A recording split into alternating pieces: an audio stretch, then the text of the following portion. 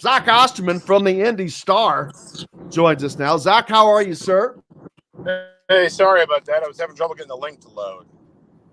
No problem. No problem. I was talking about all kinds of things. Last night, a huge night in Bloomington for the Indiana women, of course. They get a big win over Iowa on a big stage, a national stage in which everyone's watching. You got Caitlin Clark and that train coming through, and Indiana comes through in a big way. That means a lot for that program going forward in the season and seasons to come. Yeah, obviously, it at least kind of maybe gives them a chance of cracking the door back open to getting in the regular season title race. They're going to need some help. But, it's at very least, I think, probably, I don't want to say cements them. But, I think Indiana, with some of the losses that they've had, obviously they don't have many losses, but the losses that they've had, there's kind of been this question, are they in that top 4 seed group? Is that the bucket they belong in terms of resume, in terms of, kind of NCAA tournament seeding? Because, of course, if you get that, then you host that first weekend as opposed to having to go on the road. And I don't think necessarily that, the whole sort of thing is signed and sealed now, but that's the kind of signature win, especially late in the season when you're really kind of putting the finishing touches on a resume that probably, I suspect may well be what kind of puts you over the top if you're Indiana in terms of hosting. It obviously puts you in not that you aren't already, but it puts you in good position in terms of Big Ten tournament seeding and giving you opportunities there. And it's just, let's be fair.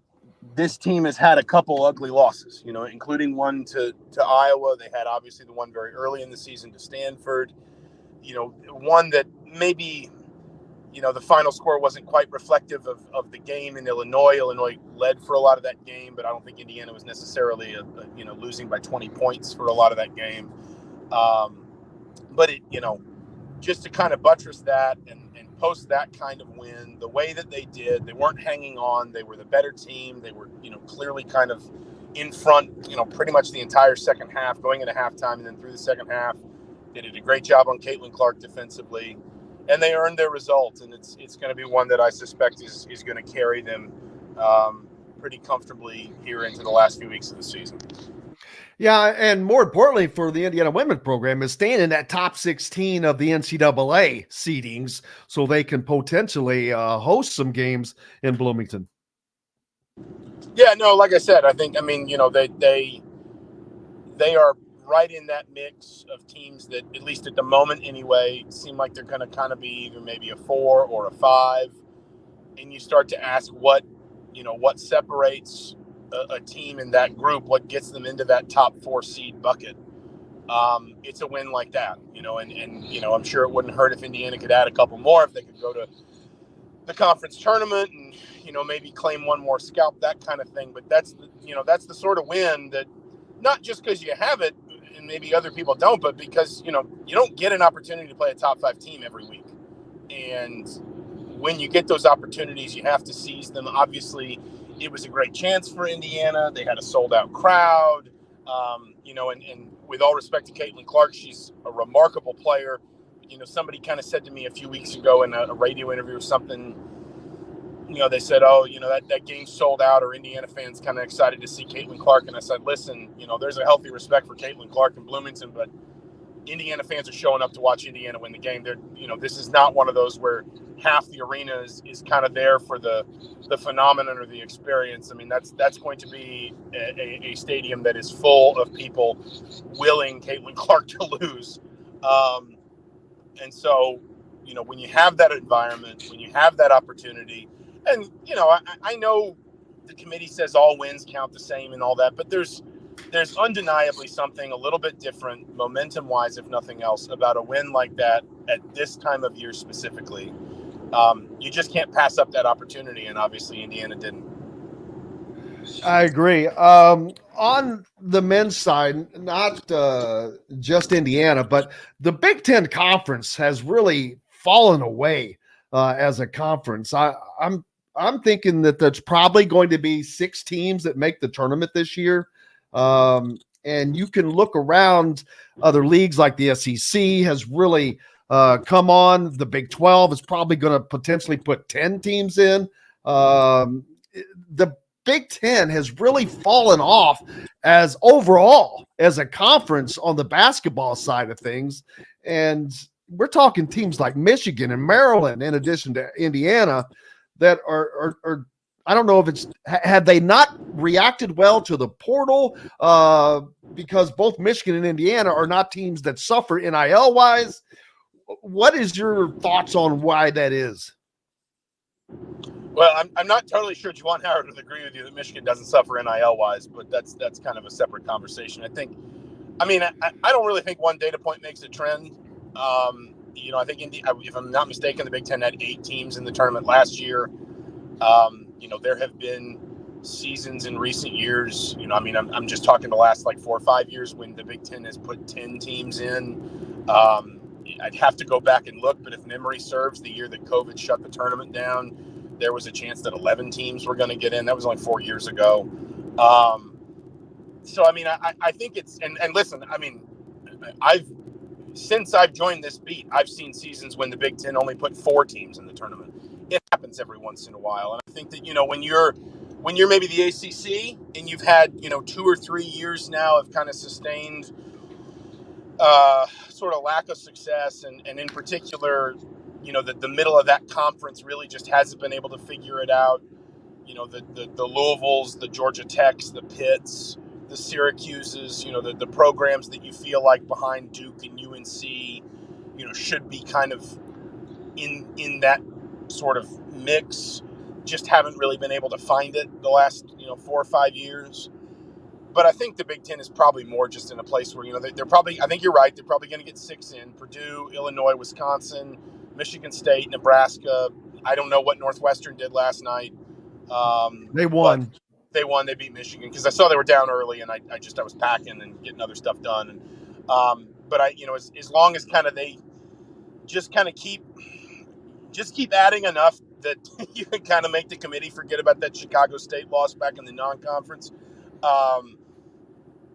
I think Northwestern will get in, and I think they deserve to be in.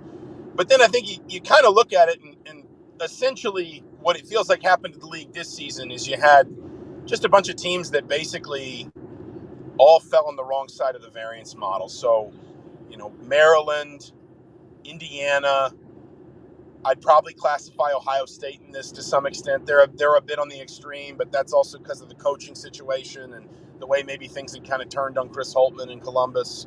I think Iowa probably fits this. Michigan a little bit less so, but just teams where you kind of looked at it and you said, hey, on balance, these are teams with enough talent to make the tournament and enough opportunities in the non-conference to build a resume. And, if the law of averages just kind of comes out to some sort of coin toss or a 50-50 split, a couple of them will make it, a couple of them will miss it, and then it's just another 7-8 teams in the tournament, kind of another, just another kind of standard year for the Big Ten. And ultimately, I think, essentially you kind of went 0 for 4 or 0 for 5 in the Big Ten on those 4 or 5 teams that felt like they were right on the cut line when the season started. And if we ran 1,000 simulations of this season, probably the majority of them, at least a couple of those teams, would have better years. They didn't. It happens, but I don't think necessarily the Big Ten is. I don't think one season marks a trend. I think the Big Ten is kind of in a place where basically it got the minimum number you would have expected in position to get in. And then there's just kind of, you would have thought 2 or 3 of those 4 or 5 would do enough, and ultimately none of them have. Absolutely. What is Indiana's realistic goals for the rest of this season, do you think, or should they be to finish this season out? It's tough. I mean, listen, it's difficult when you are a program where everybody justifiably talks about, things like the NCAA tournament as, sort of the minimum requirement, a top 5 finish in the conference, a minimum requirement.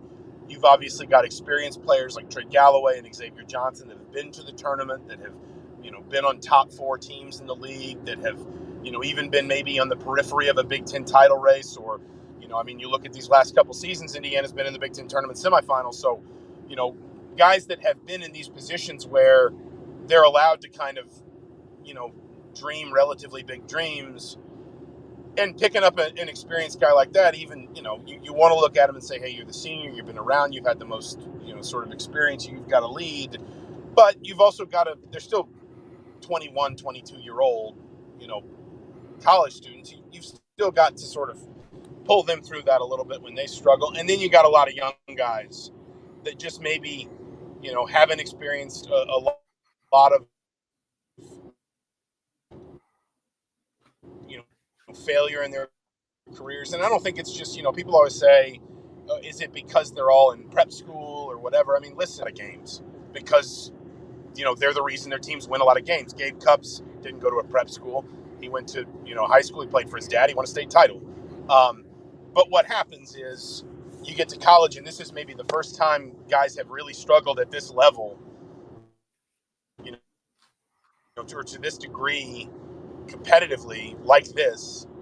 And it can be hard to kind of keep everybody's head together when you get to a point in the season where everybody can look around and if they're honest with themselves can say, there's probably not a lot left in this season for us. Yes, we could rally together. We could go to the NIT. Obviously, you can have a kind of catch fire in the Big Ten tournament, and that happens once in a generation where a team kind of comes out of nowhere to win it. But I just think that, it is, this is the kind of like challenge that, players don't confront very often. Players of this caliber don't confront very often because they're normally good enough and their teammates are normally good enough that they don't have to. And it's, when you say what's Indiana playing for this season, I mean, you want to say things like pride, and I understand that. But there's also, I think, there's an extent to which it's almost kind of the individual sort of motivations of like, hey, what do you still want out of this season as an individual? How can you go get it, and how can that contribute to the collective success? Because it is, I don't think there's any sugarcoating. It is tough to kind of keep a group of guys who are ultimately in, real life terms. I know that they're technically adults, but in real life terms, they're not that old. And by just the nature of their skills and their previous success, a lot of them probably haven't gone through a ton of experiences like this in basketball, and they're all sort of trying to figure it out for the first time. And it's difficult, and there's a lot of frustration around them. And every time they go into social media, they can see it, they can read it, they can feel it. It's just, it's hard. I mean, I don't have a great answer for it. Forgive me.